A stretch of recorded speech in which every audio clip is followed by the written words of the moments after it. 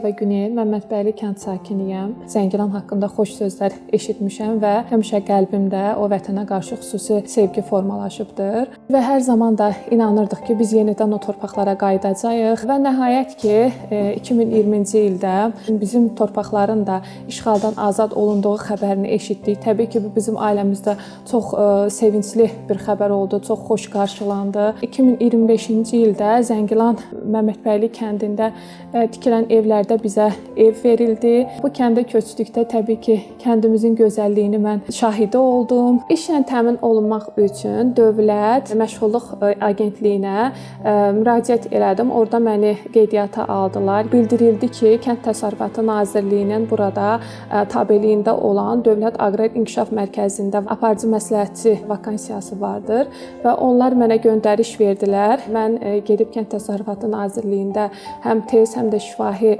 şəkildə müsahibədən keçdim uğurla. Daha sonra Zəngilanın Dövlət Aqrar İnkişaf Mərkəzində aparıcı məsləhətçi vəzifəsinə təyin olundum. Artıq aylardır ki, burada işləyirəm və işimdən çox razıyam və mən çox şadam ki, artıq Zəngilan rayonunun daimi sakiniyəm.